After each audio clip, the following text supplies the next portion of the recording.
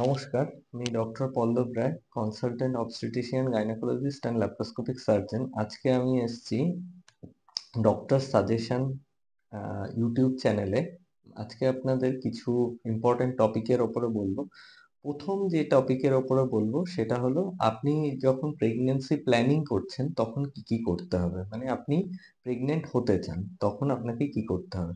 দেখুন, আজকের দিনে প্রেগনেন্ট হওয়াটা সবাই প্ল্যানিং করে করতে চায়। সুতরাং বহু পেশেন্ট আমাদের কাছে আসে যে আমরা প্রেগনেন্ট হতে চাই, হয়তো বা নেক্সট 6 মাসে প্রেগনেন্ট হতে চায় বা নেক্সট 3 মাসে প্রেগনেন্ট হতে চায়। তাই এটাকে আমরা ডাক্তারি ভাষায় বলি প্রি প্রেগন্যান্সি কাউন্সিলিং। এই কাউন্সিলিং এ আমাদের কিছু কিছু অ্যাসপেক্ট থাকে যেগুলো আমরা দেখি। প্রথমত যে জিনিসটা আমরা দেখি সেটা হলো পেশেন্টের হেলথ কন্ডিশন।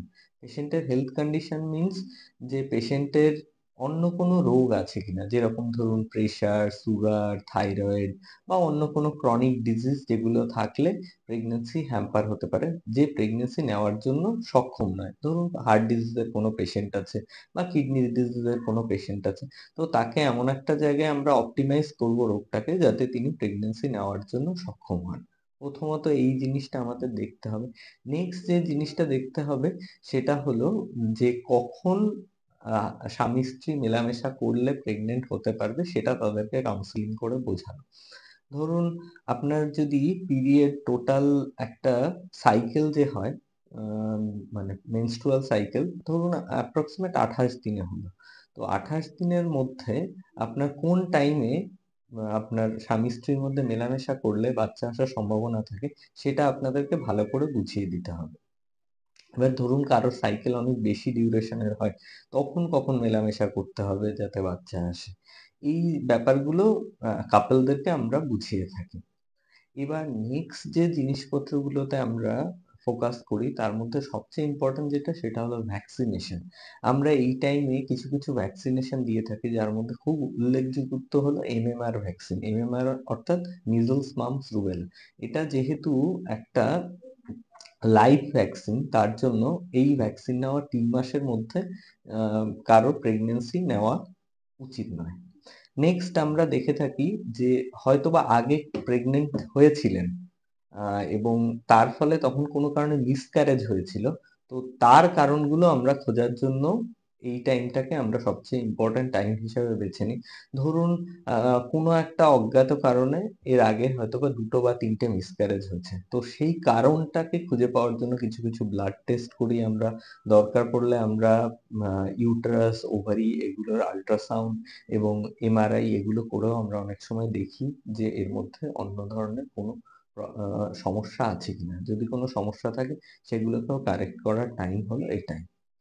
এছাড়া অনেক সময় অনেকের থাকে যে অনেক দিন ধরে হয়তোবা চেষ্টা করে যাচ্ছেন কিন্তু প্রেগনেন্ট হতে পারছেন না, তখন সেই টাইমেও আমরা অনেক সময় এই টাইমটাকেই দেখে নিই যে প্রেগনেন্সি নেওয়ার প্রচেষ্টা করছে সেটা কেন হচ্ছে, মেল ফ্যাক্টর বা ফিমেল ফ্যাক্টর বা অন্য কোনো আদার্স ফ্যাক্টর কিছু আছে কিনা, সেটা আমরা দেখার জন্য এই টাইমটাকে সম্পূর্ণরূপে বেছে নিই। এবার আপনাদের কি কি করণীয়, যে আপনি প্রেগনেন্ট হতে চান 2 মাস বা 3 মাস পরে, তো কি কি করণীয়। সবচেয়ে সোজা যে জিনিসটা সেটা হলো, আপনাকে যে ধরনের, ধরুন আনহেলদি যে হ্যাবিট গুলো আমাদের থাকে বিভিন্ন ধরনের, ধরুন আমাদের ঠিক মতো সকালবেলা ঘুম থেকে না ওঠা, তাড়াতাড়ি ঘুমোতে না যাওয়া, বা আমরা অত্যাধিক স্ট্রেস নিচ্ছি, বা কিছু ধরনের আমাদের ব্যাড হ্যাবিট আছে। ব্যাড হ্যাবিট মিনস আমাদের, ধরুন আমরা স্মোকিং করি বা ড্রিঙ্কিং করি। এই হ্যাবিট গুলো থেকে আমাদের আস্তে আস্তে নিজেদেরকে কমিয়ে আনতে হবে।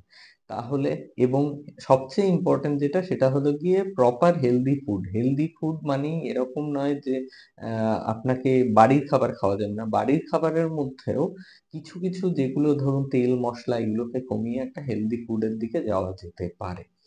তো সুতরাং এই কাজগুলো যদি আপনারা করতে থাকেন তাহলে অনেকে এমনিতে স্পন্টেনিয়াসলি প্রেগনেন্ট হতে পারবেন। আর তারপরেও যদি প্রেগনেন্সিতে প্রবলেম থাকে বা আপনারা চান যে আপনারা আরো প্ল্যানিং করে কিছু প্রেগনেন্সির জন্য আসতে চান, তাহলে আপনারা অবশ্যই আপনাদের নিকটবর্তী ডাক্তারবাবুর সাথে যোগাযোগ করুন।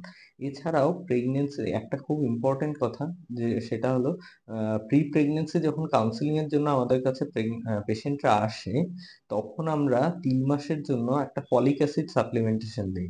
ওটা খুবই ইম্পর্টেন্ট, কারণ যে আপনার ভবিষ্যতে যে বাচ্চা হবে তার একটা যে নিউরাল টিউবে কোনো ধরনের ডিফেক্ট না থাকে, তার জন্য folic acid supplementation is very important. সর্বশেষে একটা কথা খুব ইম্পর্টেন্ট, যে আমরা অনেকেই আছি যারা হয়তোবা পাড়া প্রতিবেশী, আত্মীয় স্বজন বা কোনো অন্য ব্যক্তির কাছ থেকে হয়তোবা কিছু কিছু মেডিকেল অ্যাডভাইস নিয়ে বিভিন্ন ধরনের ওষুধপত্র খেয়ে থাকি বা বিভিন্ন ধরনের প্রসিডিওর করে থাকি। সুতরাং এইগুলো থেকে আপনারা দয়া করে সবসময় বিরত থাকবেন, কারণ এগুলো কিন্তু আপনার জীবনের ঝুঁকির কারণও হয়ে দাঁড়াতে পারে। যে কোনো ধরনের প্রবলেম হলে আপনারা অবশ্যই একজন এক্সপার্টের ওপিনিয়ন নিন। প্রথমে হয়তোবা আপনি আপনার যে হাউস ফিজিশিয়ান, যে ডাক্তারবাবু, ওনার সাথে কথা বলুন, মানে জেনারেল ফিজিশিয়ান। তিনি যদি রেফার করেন কোনো স্পেশালিস্টের কাছে, অবশ্যই তার কাছে যান, এবং আপনাদের জন্য আপনাদের হেল্প করার জন্য ডাক্তারবাবুরা আপনাদের সবসময় সাহায্য করুন। নমস্কার। চিকিৎসা এখন হাতের মুঠোয়। দেখতে থাকুন দ্য ডক্টর সাজেশন। লাইক আর সাবস্ক্রাইব করতে ভুলবেন না।